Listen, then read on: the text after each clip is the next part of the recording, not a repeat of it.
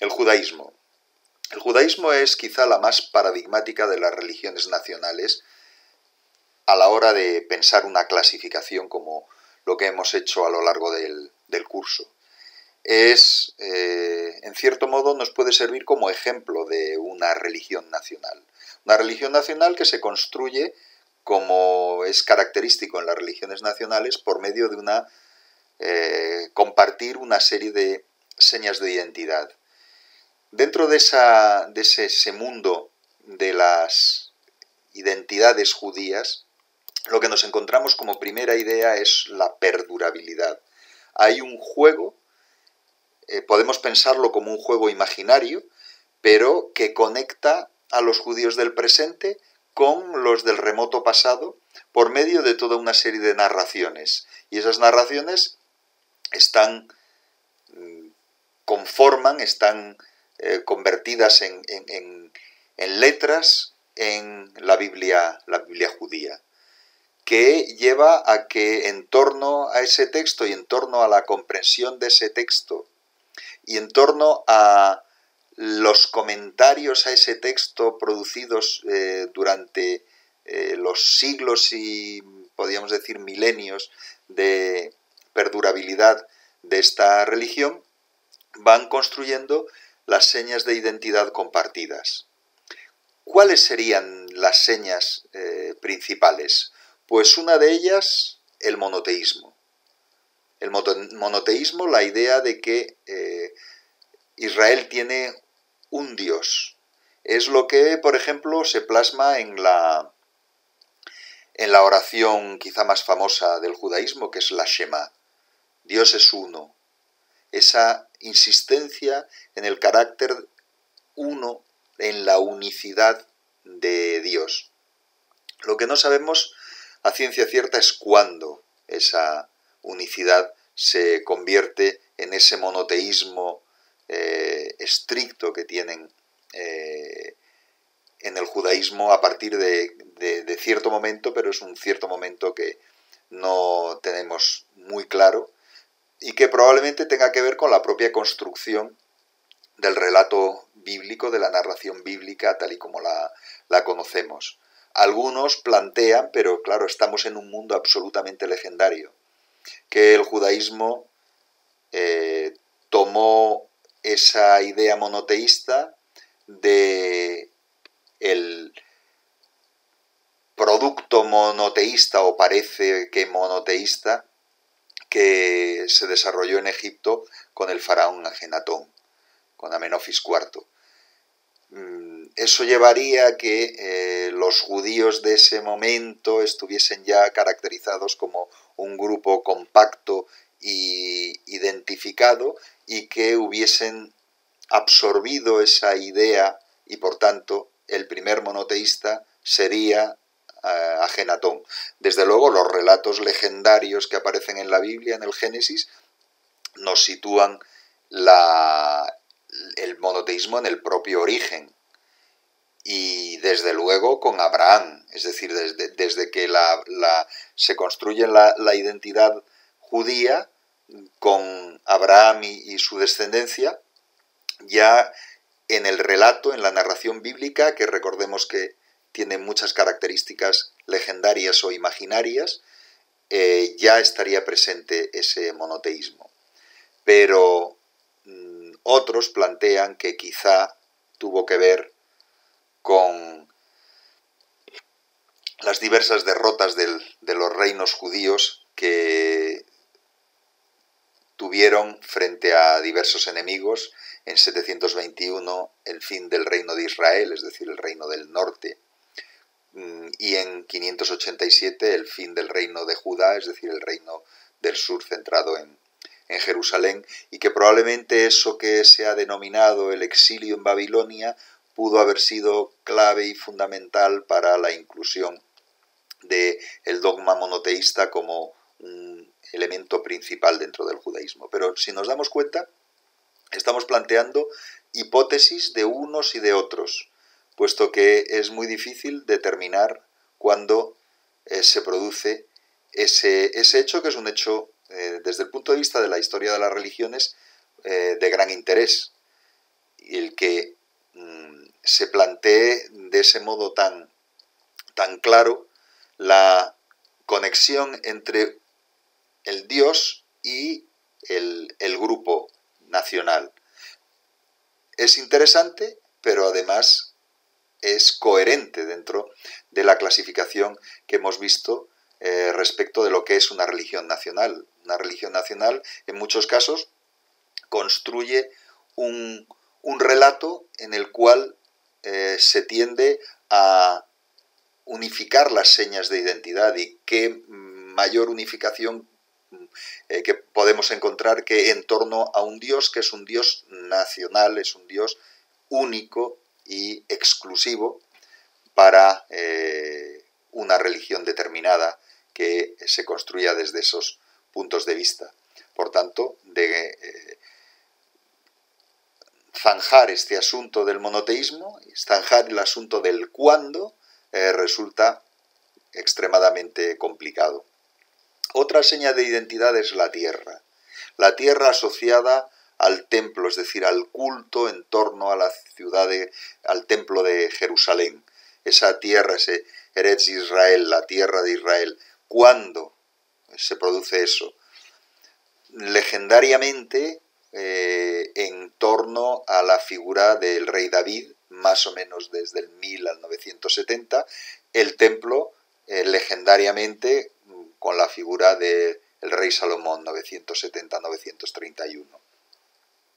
Este sería otro de los elementos importantes, pero ¿qué nos encontramos? Que la tierra, asociada a un modelo político como podría ser el reino, una monarquía, la monarquía desaparece en el siglo VI antes de la era, y el templo desaparece en el año 70 de la era, con la destrucción del mismo por parte de los ejércitos romanos. Y tierra, templo, podríamos casi asociar a una seña de identidad la propia dispersión, lo que, utilizando el término griego, diáspora, la diáspora. ¿Desde cuándo hay diáspora? Pues en los relatos legendarios podemos encontrar diáspora pues casi desde la propia construcción del propio judaísmo, y desde luego en el entorno del exilio de Babilonia, y desde luego con la acción romana que expulsa a tanta población, y sucesivamente encontramos ese elemento de la dispersión, de la diáspora. La ley es otro elemento clave, la Torá, la ley, y sus comentarios y aplicaciones a los distintos momentos, la llamada Torá oral, que luego se materializa en textos como la Mishnah, como en general el Talmud, etc. Las normas de vida, la ley, se convierte en otro elemento clave de las señas de identidad judías, con los preceptos muy numerosos, con los mandamientos también muy numerosos, con las prohibiciones también muy numerosas. Y de ahí, de esas normas de vida, que resultan en algunos casos estrictas, por ejemplo, en lo relativo a la dieta, y lo veremos al analizar el texto de Levítico 11. La dieta, que marca lo que se puede comer y lo que no se puede comer. Si ser judío quiere decir que no puedes comer una serie de cosas, la comensalidad con otras personas se restringe, porque hay unas normas dietéticas que determinan, que construyen esa identidad. Por supuesto, si la comensalidad se restringe la nupcialidad, puesto que si no sigues la misma dieta, ¿cómo vas a construir familia? Y en general la convivialidad se restringe. ¿Y eso qué ha podido llevar? pues es una relación directa entre las características de una religión nacional. Una religión nacional es una religión que construye señas de identidad diferenciales, y los problemas de percepción de la diferencia en sociedades previas a la asunción plena del derecho a la libertad religiosa. Nuestras sociedades son sociedades en las cuales asumimos plenamente el derecho a la libertad religiosa. Por lo menos en teoría tendría que ser así. Cualquiera tiene derecho a creer en lo que estime conveniente, siempre que no plantee problemas, digamos, que de orden público, lo que caracteriza generalmente las constituciones. Los límites a la libertad religiosa los marca el orden público. El orden público o, en general, la ley. Entonces, ¿qué es lo que ocurre? En sociedades que no aceptan la libertad religiosa en esos términos, o en ningún término, en sociedades en las cuales se tolera simplemente la diversidad religiosa, pero no se acepta una libertad religiosa en igualdad, nos encontramos con que estas diferencias pueden ser percibidas de un modo que determine una estigmatización. La estigmatización de quienes optan por caminos distintos a los caminos comunes. Y eso es característico de las relaciones entre cuando se marcan principalmente por la violencia en momentos determinados, las relaciones entre religiones, miembros por supuesto, pero podemos abrirlo a religiones universales y religiones nacionales, pueden construirse por medio de la tremenda violencia de los primeros contra los segundos, de los de las religiones universales, que estiman que todos son iguales y por qué estos no son iguales y por qué estos se comportan de una manera distinta, y respecto de los miembros de las sociedades de las religiones nacionales. Entonces aquí nos encontramos con ese juego, que es un juego que a veces todavía algunos lo siguen, y que al seguirlo estás determinando un rechazo a la libertad religiosa, que a veces no se dan cuenta. Esto un pensador judío lo planteaba de la siguiente manera. Decía, estaba en cierto modo pensando en la libertad religiosa. ¿La libertad religiosa qué era? La libertad de que respeten los cultos. Es más que eso, es la libertad de que respeten tu derecho a la diferencia, tu derecho a ser diferentes, que es a veces lo más complicado. Entonces, ¿qué es lo que ocurre? Que ese juego de la diferencia, que marca una comensalidad diferente, una nupcialidad diferente, en general una convivialidad diferente, determina que pueda haber ese juego tremendo e incomprensible en última instancia de las persecuciones, que es un enigma, el enigma del antisemitismo o del antijudaísmo, que es un elemento ahora mismo incomprensible. Por eso es tan incomprensible en un contexto como pudo ser los contextos modernos, y es tan incomprensible lo que se hizo en la Shoah, por ejemplo, en el exterminio sistemático de los judíos del ámbito controlado por los nazis. Bien, pues, ¿qué nos encontramos con todo esto? Pues con que el judaísmo, como una característica general, tiene ese juego de las señas de identidad basadas en la perdurabilidad, pero por otra parte es muy interesante darnos cuenta de que el cambio es un elemento fundamental también en el judaísmo. Lo conocemos gracias a que hay muchos textos, hay mucha historia. Es decir, frente a otras religiones que conocemos extremadamente mal y que también podían ser de estas mismas características, religiones nacionales que conocemos muy mal cómo terminaron, cómo desaparecieron. Si pensamos en la península ibérica, pues las religiones que había en la península ibérica en la época anterior a los romanos fueron arrasadas por la religión romana, y si no, terminadas de arrasar por el cristianismo, y no perduró nada de ellas. No sabemos los procesos de cambio más que por medio de pinceladas documentales. En cambio, en el caso del judaísmo, el cambio lo conocemos mucho mejor, y eso nos permite plantear que una religión que parece que no, en fin, que tiene unas señas de identidad muy determinadas y que hace un puente de 3000 años entre el presente y el pasado tan remoto, de repente se caracteriza, se puede evidenciar la importancia del cambio en ella, y es un poco lo que vamos a repasar rápidamente. Y vamos a discriminar algunas épocas en un desarrollo que es un desarrollo muy, por una parte, que sigue unas líneas muy generales, eso hay que tenerlo en cuenta, pero que por otra parte que se ciñe mucho a intentar discriminar etapas históricas. Entonces podríamos hablar de una etapa histórica preestatal, más o menos hasta el año 1000, en que lo que tenemos son narraciones legendarias. Narraciones legendarias, constructos imaginarios. Constructos imaginarios que no se sabe cuándo se terminan configurando tal y como los conocemos ahora. No se sabe bien los diversos elementos que se han ido engranando para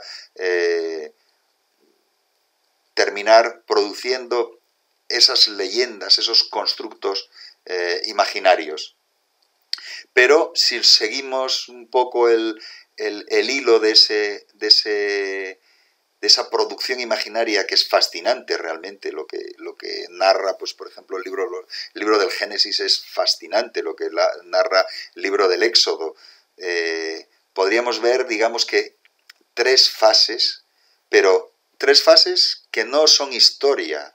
Esa es la idea. Es decir, todo esto son leyendas que construyen la identidad judía a posteriori y que repiensan lo que pudo haber sido las leyendas que pudieran circular, y tomaron de acá y de allá algunos elementos.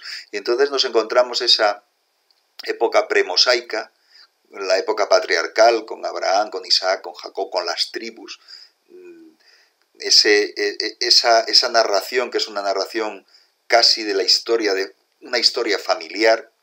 Luego la figura de Moisés, que tampoco, en fin, no hay ningún elemento determinante para plantear que sea una figura histórica.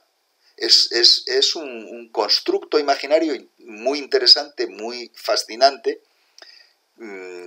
y que juega, tiene la finalidad no de hacer una narración como la que podría hacerse desde el punto de vista de un historiador, y pensemos como historiador a Tucídides, que intenta exponer lo que según sus ojos y según su capacidad de comprender ocurrió, y por tanto se agarra muy fuertemente casi a lo que podríamos llamar un relato presente, para decir, bueno, no estoy contando nada que yo no haya visto y que por tanto no sea yo testigo. En este caso son relatos en los cuales el testimonio es un testimonio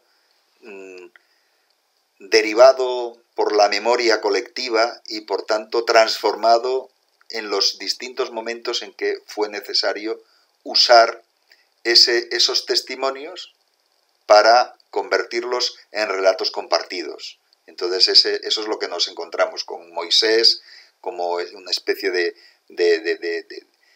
gran fundador de las características de lo que es el comportamiento adecuado de un judío por medio de las tablas de la ley, etc.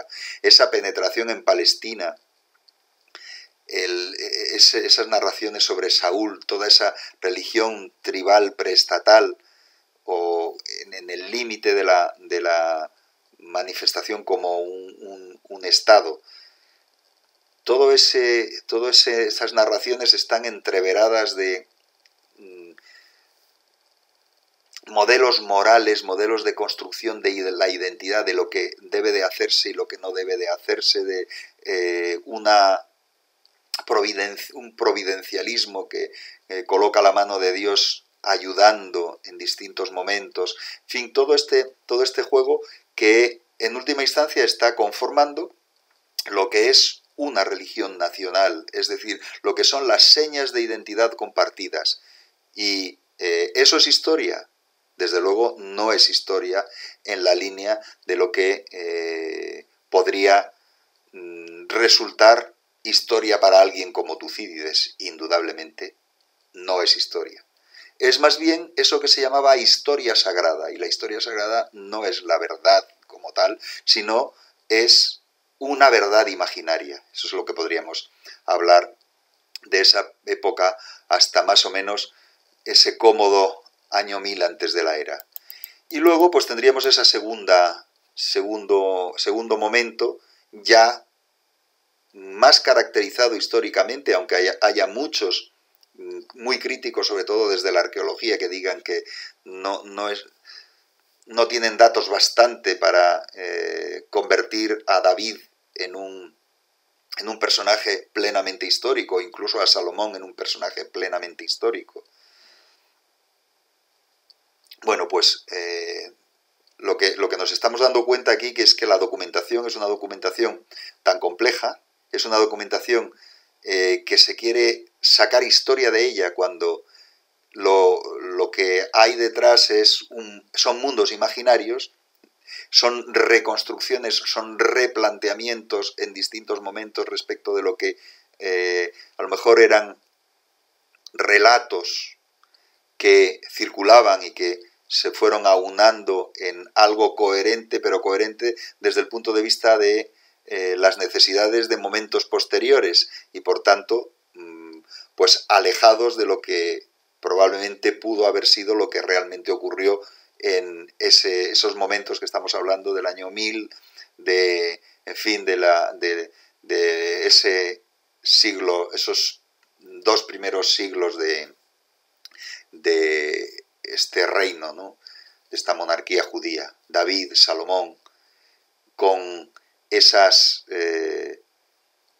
elementos como son la capital, Jerusalén, como es el templo y como es la élite sacerdotal, y la importancia que tiene Jerusalén siglos después y que la élite sacerdotal tendrá también siglos después, y el templo, y por tanto cómo lanzan quienes construyen esos relatos que hablan de todo esto, lanzan la mirada hacia atrás desde un momento posterior para afianzar la importancia de Jerusalén, pues por ejemplo respecto de Samaria, de la otra capital, cuando se divide el reino en reino de Israel, el reino del norte, y reino de Judá, el reino del sur, pues Samaria se convierte en la capital del reino de Israel, del reino del norte, desde el 880.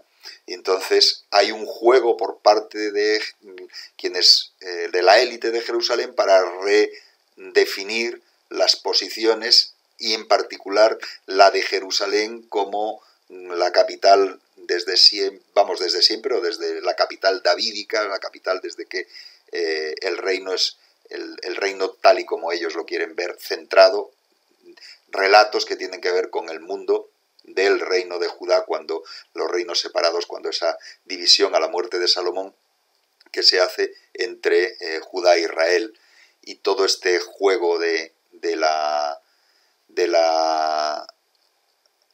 acción contra la estatalización y contra las necesidades inherentes de un nuevo reino, como pudo haber sido un reino unificado como si lo fue así, de esa manera, tal y como lo piensan muchos, el reino de David. Un reino de David que tuvo que necesariamente incluir mucha gente que no eran judíos en su interior, convertir en judíos o asumir como tales a mucha gente, y por tanto esa idea de las señas de identidad diferenciales, cómo se compatibilizan con algo así, con una idea de esa estatalización de esa manera. Y bueno, pues las figuras de los profetas y todo ese mundo de enfrentamiento, de cambio, de transformación, que en última instancia tenemos que analizarlo en un contexto que es el contexto general de una historia de larga duración. Entonces, en ese contexto general de una historia de larga duración sí podemos empezar a entender ciertas cosas y ciertos elementos, como la debilidad estructural de toda esa zona frente a vecinos poderosos. La posibilidad de mayor independencia si hay debilidad entre las potencias vecinas, que resulta una especie de constante histórica hasta hoy mismo.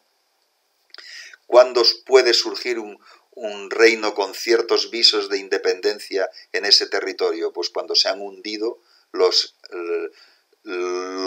que gobernaron ese territorio en épocas anteriores, es decir, cuando el imperio egipcio se viene abajo con ese movimiento brutal de pueblos que se llaman los pueblos del mar, cuando el imperio hitita se viene abajo, cuando los imperios, digamos que los propios judíos lo leían así, el reino del sur y el reino del norte. Cuando no hay un reino del sur, el reino del sur sería Egipto. Cuando no hay un reino del norte, el reino del norte podría ser cualquier reino, ya fuesen en cierto momento los hititas, ya fuesen en cierto momento las potencias en torno a Mesopotamia,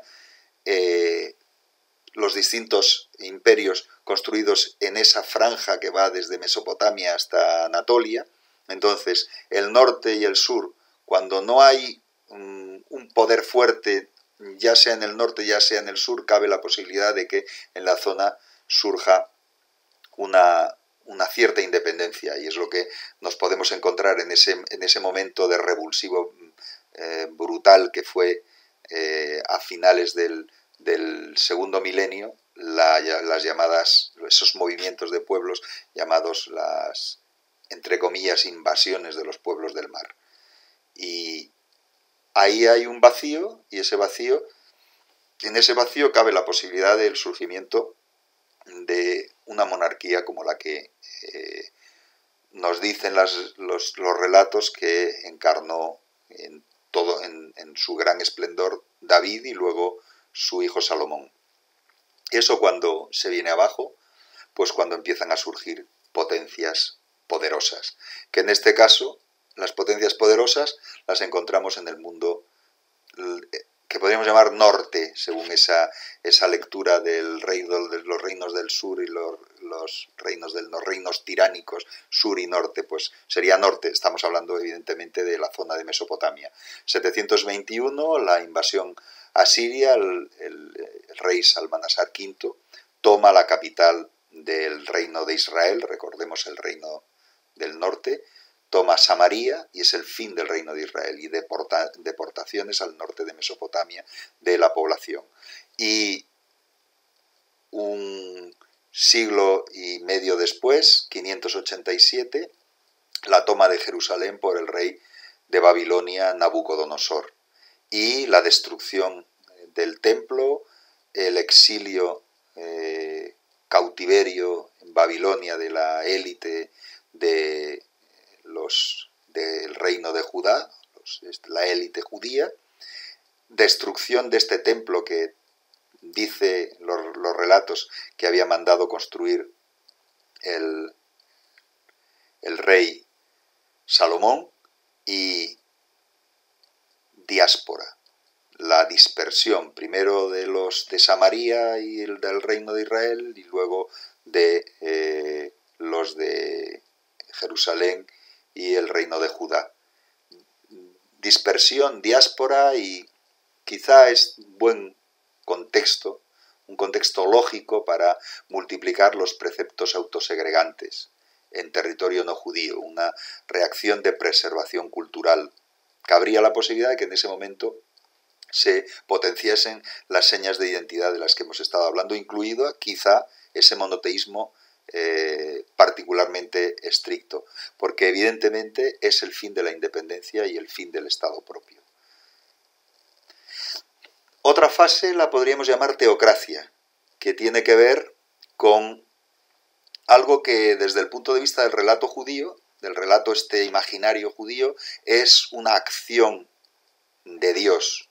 Lo mismo que Dios utiliza a los reyes, estos que hemos estado viendo, Nabucodonosor, los utiliza para castigar a los judíos por haberse apartado de el correcto comportamiento y haber dado culto a otros dioses.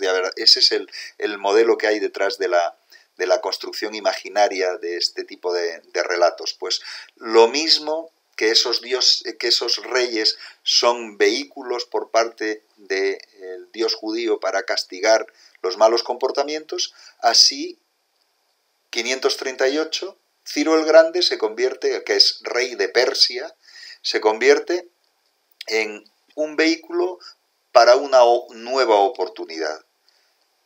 Toma Babilonia en 538 y por tanto cae el reino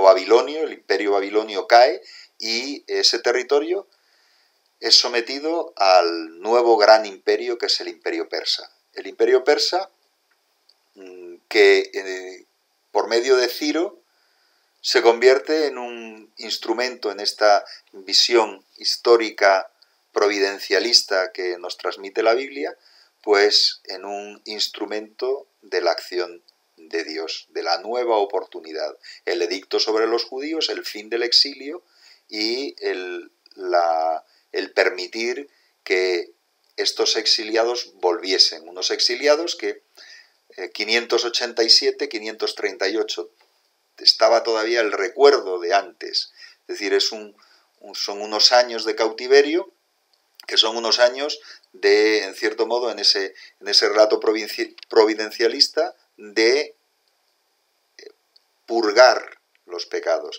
y por tanto, pues, resurge un nuevo mundo, pero ese nuevo mundo judío ya no tiene reyes como tales, y está sometido al rey persa, está sometido al control de los persas. Los persas, la característica frente a otros reinos es una política de notable tolerancia hacia las religiones de los distintos súbditos, puesto que era un imperio multicultural y con una multitud de religiones en su seno, que los reyes persas no hicieron esfuerzos sistemáticos por cortar, sino que lo único que, en cierto modo, exigían era el sometimiento, el pago de impuestos, las obligaciones en relación con los ejércitos, etc. Pero permitían un mantenimiento de los modelos de vida, sobre todo si esos modelos de vida no ponían en duda la preeminencia del poder político persa. Y de nuevo se construye lo que se llama el segundo templo, y en torno al templo se organiza la vida religiosa, pero también, en cierto modo, la intermediación política. Los sumos sacerdotes son los intermediarios del poder persa, y el poder máximo judío lo detenta el sumo sacerdote. Es un modelo teocrático en que el sumo sacerdocio toma unas nuevas prerrogativas, porque no hay rey como tal, o el rey es el rey persa. Y probablemente estos son los contextos de la normalización de las creencias. Probablemente en una época anterior ya lo hubo en torno a Jerusalén, en el reino de Judá, el reino de Judá todavía independiente, apostó en ciertos momentos por su preeminencia, pero en este momento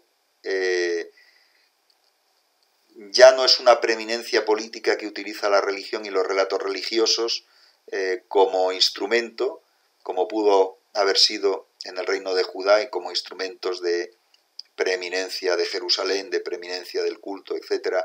Y en este caso lo que nos encontramos es que esa normalización de creencias tiene que ver con la estabilización de esta nueva élite y este nuevo poder sacerdotal, con la inclusión de pues, preceptos, etc. En ese contexto nos encontramos con un nuevo valor cultural, un cambio que se ha producido en el ámbito mediterráneo con la acción de los griegos y del pensamiento griego. El pensamiento griego ha construido unas formas unidas también a una acción, a una capacidad militar indudable, unas formas de pensar el mundo que influyen, van tomando influencia incluso antes de que se produzca la verdadera influencia política. Es decir, que son ideas que permean en cierto modo al propio imperio persa, permean al mundo mediterráneo en general, pero que claro, cuando los griegos, los macedonios, cuando Alejandro de Macedonia vence al imperio persa, se apodera de ese imperio persa, se apodera por partes de los distintos territorios que controlaba el imperio persa, pues esa influencia de los valores griegos se convierte en cada vez más acuciante como camino alternativo a los propios valores judíos que podían tener en el mundo este del entorno de Jerusalén, en el que se mantenían la élite judía y en general el mundo judío de ese momento. ¿Qué nos encontramos? Pues de nuevo otra vez con la constante que estuvimos viendo antes.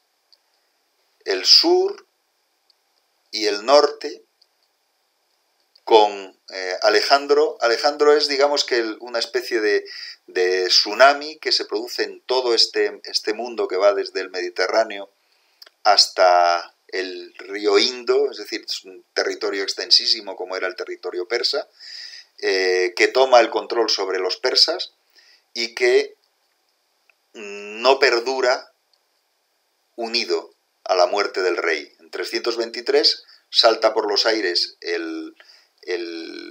este mundo unificado, organizado por los griegos y ordenado desde las formas griegas de entender el mundo, incluido la táctica militar, incluido las tácticas de gobierno, etc. Entonces salta por los aires y se divide en distintos reinos. Reinos en que la cultura principal en todos ellos es la cultura griega. Entonces la zona esta que a nosotros nos interesa, la zona de este mundo del Levante mediterráneo, ¿cae en manos de quién? Pues de los sucesores de Alejandro Magno en Egipto, que son el gobernante fue el general Ptolomeo, que fue el primer rey de Egipto, rey griego de Egipto, y sus sucesores, los llamados Lágidas o Ptolomeos. Controlan el territorio este desde el 323 hasta más o menos el 200. Es un control por los gobernantes de Egipto, parecido al control que pudo tener el imperio nuevo egipcio sobre este mismo territorio antes de que hubiese Salomones, ni Davides, ni nada de eso, antes de el tsunami de los pueblos del mar, pues toda esta zona estuvo bajo control egipcio y en otras épocas anteriores y pues estuvo bajo el control de las potencias de de Mesopotamia o de las potencias de Anatolia. En este momento nos encontramos con que son los egipcios, desde el 323 hasta más o menos el 200, los que controlan esta zona. Y es un control que no exige tampoco nada particularmente complicado desde el punto de vista religioso a las autoridades de Jerusalén y al templo, a los líderes. No les exige, en particular les deja una libertad en relación con su forma de entender la religión. Hacia el 200 cambia el panorama y ya no son los egipcios empiezan a perder fuerza frente a otro de los reinos que han surgido a la muerte de Alejandro, que es el que controló otro de sus generales, Seleuco, los Seleucidas. Así nos encontramos que en Egipto el general Ptolomeo y en Mesopotamia y en toda esa zona el general Seleuco y sus sucesores. Pues hacia el 200 los Seleucidas controlan este territorio del Levante mediterráneo. Toman el control sobre Jerusalén y sobre toda esta zona. Y hay una pequeña diferencia, una gran diferencia. El primer gobernante que lo hace no plantea problemas, pero Antíoco IV Epífanes, que gobernó desde el 175 al 164 antes de la era, sí que obliga a una helenización y a una transformación de los constructos identitarios judíos para incluir su persona como un elemento fundamental de la identidad. No es un rey que quiere estar lejos, es un rey que quiere ser incluido en el propio culto incluso. Es decir, que ser reconocido como un ser sobrenatural al que se da culto. Entonces, bueno, pues se plantean serios problemas por parte de los judíos que no están dispuestos a aceptar algo así, y se produce una ruptura, una gran división entre los judíos respecto de la aceptación del impacto cultural extranjero y de lo que les está pidiendo esa helenización y lo que se está pidiendo ese rey que aborrecen, que es Antíoco IV Epífanes. Se produce en el 167 la sublevación de los macabeos. Esta familia lidera un movimiento que funciona, que consigue una independencia en un contexto como es este, un contexto de choque otra vez entre los Ptolomeos, los Seleucidas, es decir, el imperio del sur radicado en el mundo egipcio y el imperio del norte radicado en el mundo mesopotámico y anatolio. Entonces, ¿qué es lo que ocurre ahí? Que hay un tercer elemento en discordia, y es Roma. Roma se inmiscuye, Roma, por una serie de tácticas, consigue parar a Antíoco IV, que Antíoco IV había incluso conseguido controlar Egipto, había conseguido tomar Egipto, y lo para y le obliga a volver a su reino, y hace una política sistemática de división y de debilitamiento. Ese es el contexto en el cual los macabeos pueden surgir, porque en otro contexto pudieran haberse sublevado todo lo que hubieran querido, pero un reino seleucida en plena fuerza, como era el reino de Antíoco IV, hubiera arrasado con una sublevación judía como la que produjeron los macabeos, pero el contexto internacional, podríamos hablar así, contexto internacional, el surgimiento de una nueva potencia en Occidente lleva a que ese viejo enfrentamiento entre ese sándwich que aplastaba al mundo judío entre los reinos del sur y los reinos del norte, pues se mitiga y cabe la posibilidad del surgimiento de una cierta independencia, que eso es lo que nos encontramos con los macabeos. Pero el relato macabeo, ¿qué es lo que plantea? Pues que la pureza, el que ellos como puros, viviendo de la forma más perfecta el judaísmo, Dios, como ocurrió con David y Goliat, siempre esos modelos imaginarios, pues les dio la victoria. Es Dios el que da la victoria. No es la situación política internacional la que les permite sacar la cabeza en ese momento. Y entonces lo que nos encontramos es una relativa independencia política de la dinastía que surge de esta sublevación, que es la dinastía asmonea. Y los años siguientes es una cierta independencia y una progresiva un nuevo reino que se va consolidando en el territorio y que ¿a qué es debido? Pues a la influencia romana en el tablero internacional. Así que el siguiente elemento de impacto en todo este asunto es el propio impacto de Roma, que veremos que es un impacto tremendo en la propia historia del judaísmo. Es tremendo. En el año 63 antes de la era es la toma de Jerusalén por Pompeyo, uno de los grandes generales romanos, en el enfrentamiento entre unos y otros. Pues Pompeyo se convierte, utiliza el territorio de Oriente como medio para fortalecer su opción política. En esos choques entre grandes generales en Roma, este territorio se convierte en uno más en los juegos de influencia, en los juegos de poder. Y prefieren en este momento colocar un rey favorable a Roma, como será el rey Herodes en el 40 antes de la era, entre el 40 y el 4 antes de la era, que son los momentos del reinado de este Herodes llamado Herodes el Grande, que es un personaje importante puesto que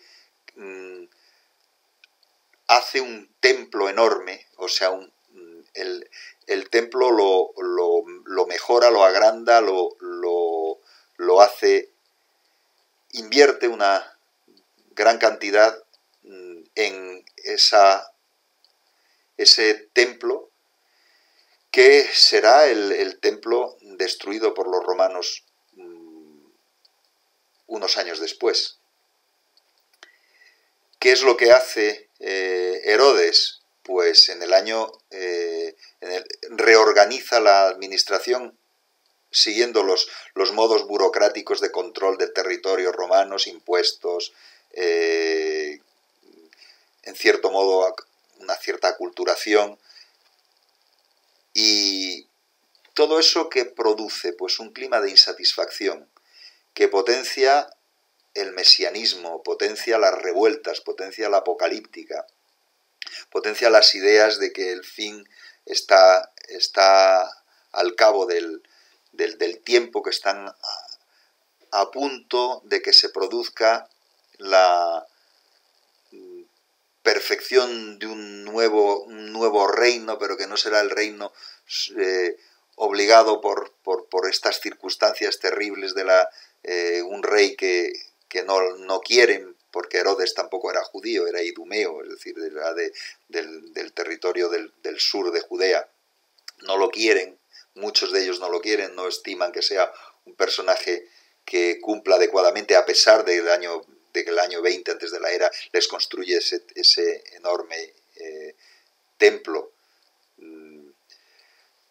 Todo este mundo de divisiones que encontramos en en el judaísmo y que presenta esa gran diversidad que encontramos en algunas de las fuentes, sobre todo Flavio Josefo es el que nos cuenta esas divisiones entre saduceos, fariseos, etcétera, esenios, pero hemos tenido la suerte de encontrar en el entorno de Qumrán toda una serie de manuscritos, los manuscritos estos de Qumrán, que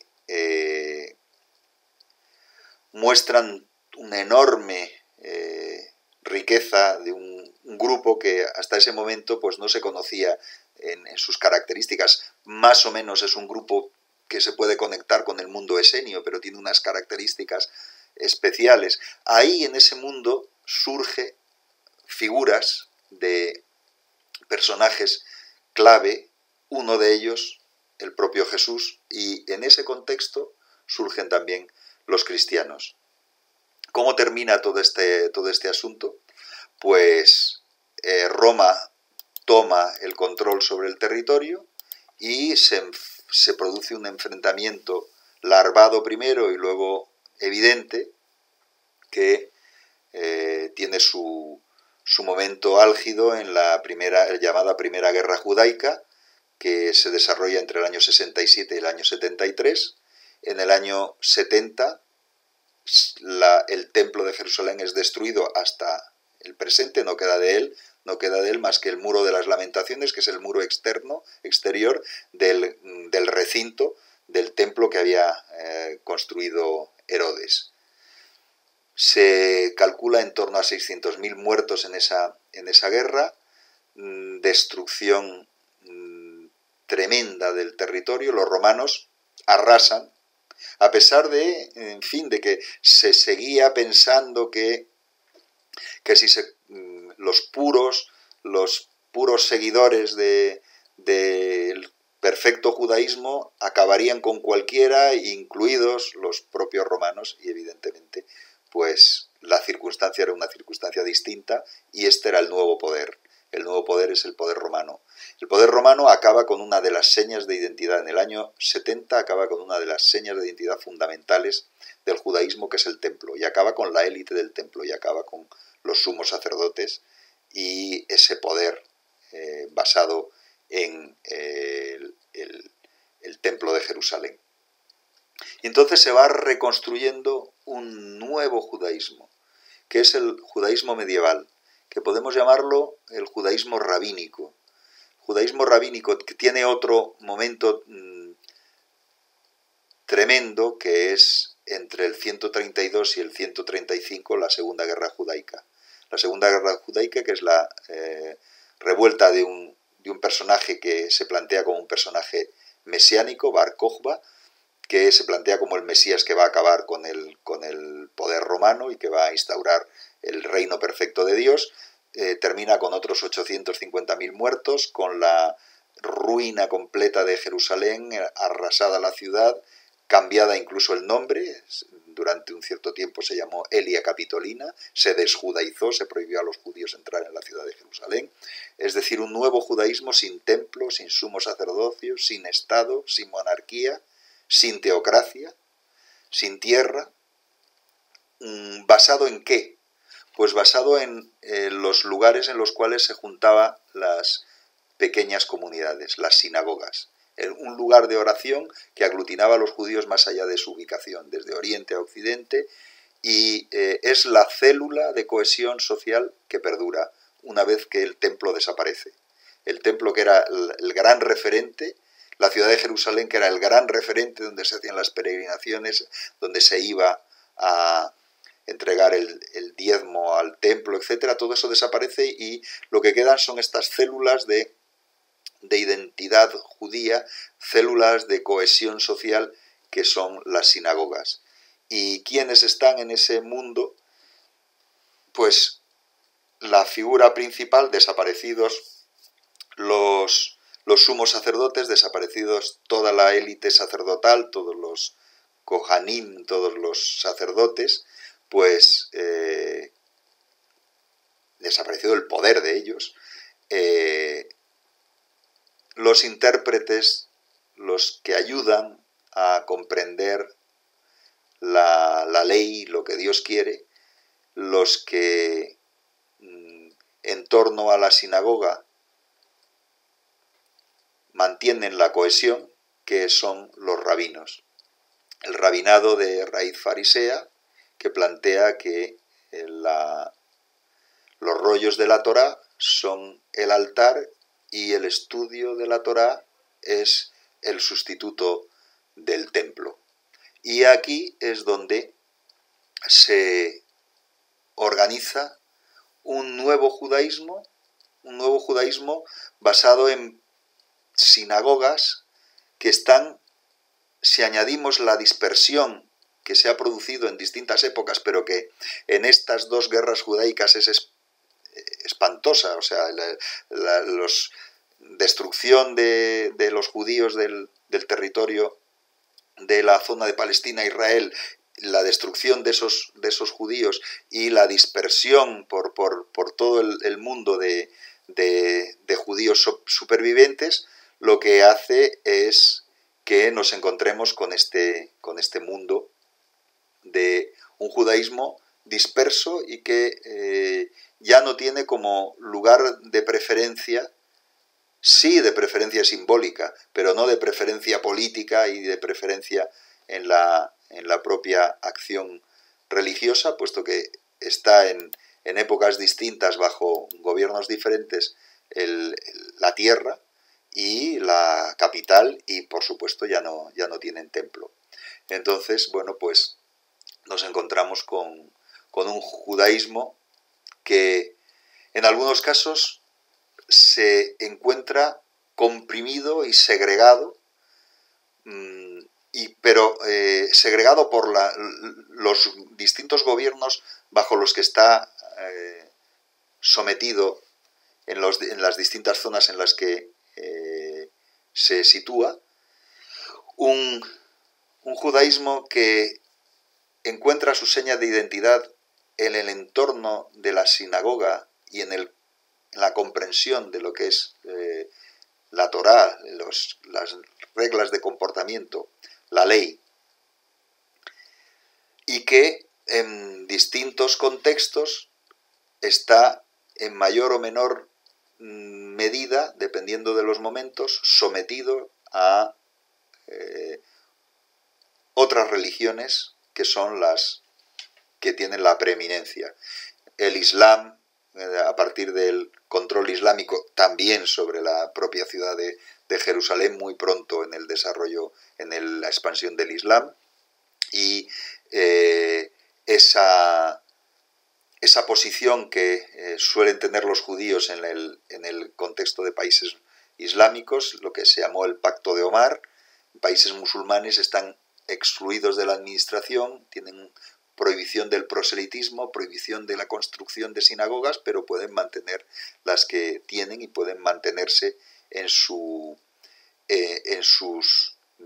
comunidades. Por tanto, la tendencia a la segregación, que también la encontramos en las zonas cristianas, con leyes cristianas contra los judíos, algunas de ellas, por ejemplo, el primer concilio del cual quedan actas, que es el concilio de Elvira, de comienzos del cuarto, encontramos toda una serie de planteamientos de relación entre cristianos y judíos que, por ejemplo, pues prohíben los matrimonios mixtos, lo cual quiere decir que los había, es decir, que había un judaísmo que se abría a la nupcialidad y que se juega con ese mundo de la segregación, y por tanto algunos de los planteamientos en relación con el carácter autosegregante de los judíos, pues en ciertos momentos encontramos justamente lo contrario, lo cual resulta particularmente interesante y nos permite redefinir muchos de los contextos de acción religiosa y de identificación religiosa que hemos estado aquí, en cierto modo, planteando. Bueno, y el quinto momento es la modernidad. La modernidad cambia, como en todos los contextos religiosos, resulta un elemento de shock. Y también en el caso del judaísmo, el impacto fuertísimo de la modernidad, que entre otras cosas plantea que todos los ciudadanos son iguales. La igualdad es una nueva oportunidad contra la segregación, una ley idéntica para todos, sin importar raza, religión o creencias. Una nueva idea que es la autonomía frente a la heteronomía, la autonomía del ser humano frente a la heteronomía, es decir, el sometimiento a la ley de Dios. Entonces nos encontramos con que el propio judaísmo construye una serie de respuestas. Una de ellas es la ilustración judía contra la segregación, lo que se llama la Haskalah, el judaísmo ilustrado, judaísmo antisegregacionista, que plantea que los judíos tienen que estar insertos en estas nuevas sociedades. Estas sociedades modernas en las cuales pueden aportar sus conocimientos, sus capacidades, etc.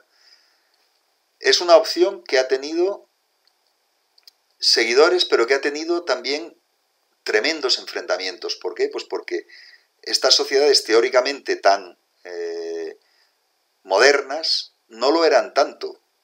Y casos como el caso Dreyfus en Francia, en la patria de la Revolución Francesa, la patria de los derechos del ciudadano,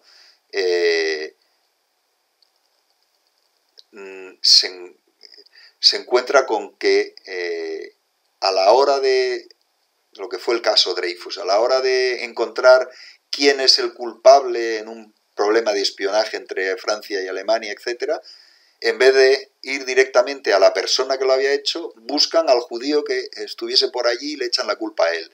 Y la propia ciudadanía se divide y se produce un escándalo tremendo en la sociedad francesa. Y lo que termina demostrando es que hay una segregación y hay un antijudaísmo o antisemitismo latente hasta en la sociedad francesa, que era teóricamente de las más avanzadas. No les digo ya lo que ocurría en Rusia con las persecuciones a los judíos, o no les digo ya lo que otra de las grandes patrias de la modernidad, como fue Alemania, y lo que llevó la tremenda locura del el llamado Holocausto, lo que los judíos denominan Shoah. Entonces, el judaísmo ilustrado contra la segregación, pero claro, se encuentra con ese tremendo choque. Y ese tremendo choque, esas persecuciones que tan fuertes fueron en Rusia y tan fuertes fueron en otros lugares, determina ya en el propio siglo XIX que tomase cada vez más fuerza, y en el siglo XX ha sido fuertísima, la opción que plantea que la única posibilidad que había de que el mundo judío estuviese protegido es que contase con un Estado. Es decir, que la modernidad, en vez de ser una modernidad universalista, había terminado construyendo nacionalismos que en última instancia terminaban segregando a los judíos en alguna medida. El nacionalismo francés terminó segregando a los judíos, y el caso Dreyfus fue evidente. En fin, y entonces detrás de todo eso se plantea la necesidad de crear un Estado judío, que es el modelo del sionismo, el nacionalismo judío moderno, sionista, relacionado con este juego entre el universalismo y el nacionalismo que caracteriza la modernidad. Pero también, evidentemente, surgen toda una serie de opciones que son el plantear que la religión no es un elemento importante, que es todo el ateísmo, los grandes pensadores de origen judío que optan por el ateísmo, siendo Freud uno de los elementos fundamentales.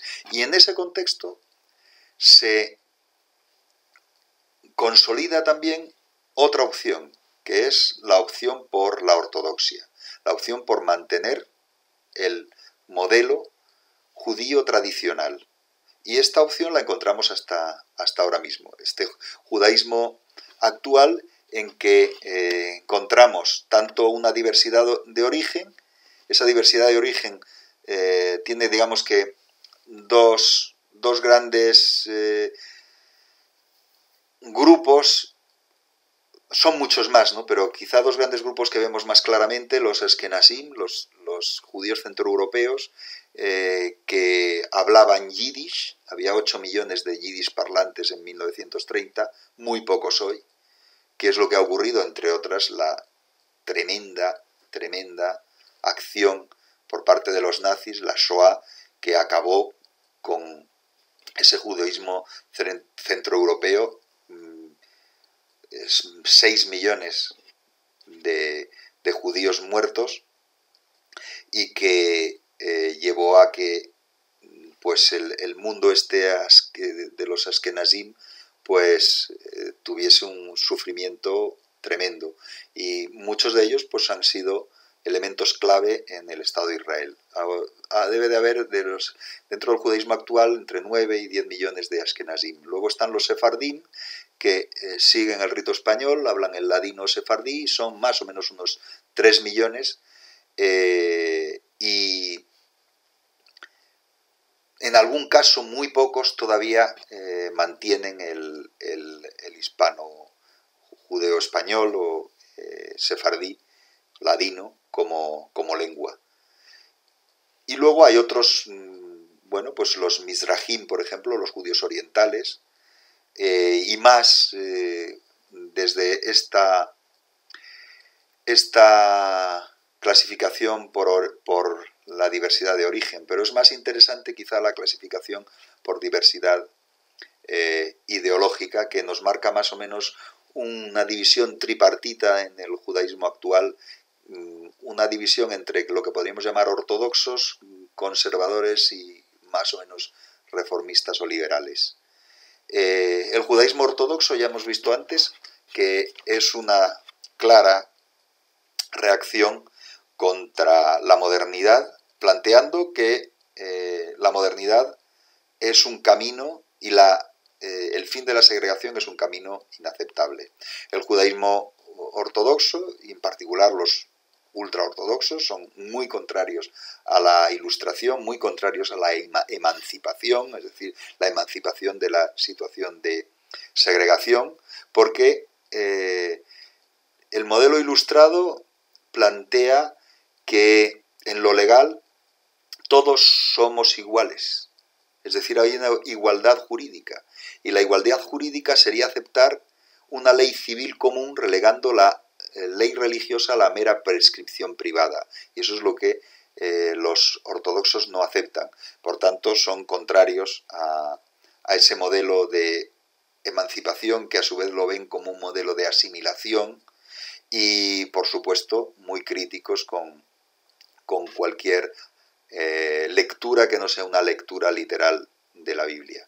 Son minoritarios, en torno a un 15%, pero tienen un papel importante en Israel, aunque estén divididos ante múltiples situaciones. Es decir, el mundo ortodoxo es un mundo también dividido en relación con múltiples asuntos. En lo relativo al cumplimiento, por ejemplo, podemos ver estas diferencias entre unos judíos y otros. El seguir la dieta, lo que se llama la comida kasher, o comida kosher. El 36% en Estados Unidos sigue esa forma de dieta, que es una dieta que sigue los preceptos, entre otros, bíblicos, y entre otros los que aparecen en el Levítico 11. En Estados Unidos, ¿qué nos encontramos? Pues que 36% de los judíos siguen el kasher. 30% usa vajillas separadas para los productos de carne y de leche, que marca un elemento suplementario de, además de comer kasher, no mezclar carne y leche, que es un asunto que tiene que ver con una interpretación de lo que es correcto en relación con las normas dietéticas. 30% no visitan la sinagoga, es decir, que no tienen relación con el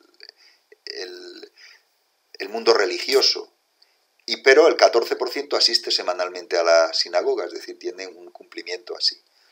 De hecho, lo que nos encontramos en el caso del judaísmo en la actualidad son comunidades escindidas en el culto. Es decir, hay sinagogas que son sinagogas ortodoxas, sinagogas que son sinagogas liberales y sinagogas que son sinagogas en el mundo intermedio entre unos y otros. En Israel, ¿qué nos encontramos? Pues que el 47% usa vajillas separadas, el 26% no asiste a la sinagoga, el 9% se dicen totalmente no religiosos, el 36% se dicen no religiosos, el 50% se dicen religiosos o tradicionales, y entre el 10 y el 15% se dicen muy religiosos, que sería lo que estaríamos hablando de ortodoxos.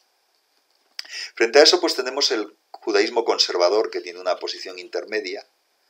Definen el judaísmo como religión, pero también como cultura, y el judaísmo no es solo cumplir los preceptos, es pertenecer a una comunidad cultural, y por tanto pues recuperan toda una literatura judía que los grupos ortodoxos han menospreciado. Pues, por ejemplo, pensadores como Filón de Alejandría, que era un pensador que utilizaba muchos elementos del mundo helenístico, o incluso plantean que el judío más importante en la historia es Jesús, que los ortodoxos lo que ven es que Jesús no lo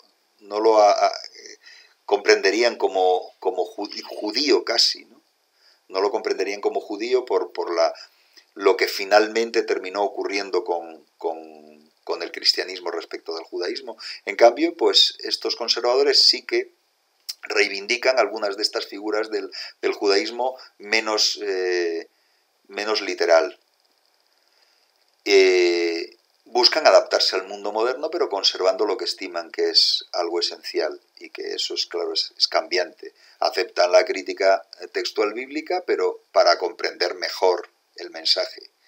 Adaptan los preceptos, por ejemplo, el precepto sabático. Usan el coche para ir a la sinagoga. Estiman más importante la asistencia comunitaria que el cumplimiento estricto del precepto sabático, que impediría utilizar un coche, porque el coche al ponerlo en marcha hay fuego y chispa, y por tanto, desde el punto de vista del judaísmo tradicional, sería no cumplir adecuadamente el precepto sabático, que impide encender luces o encender cualquier fuego.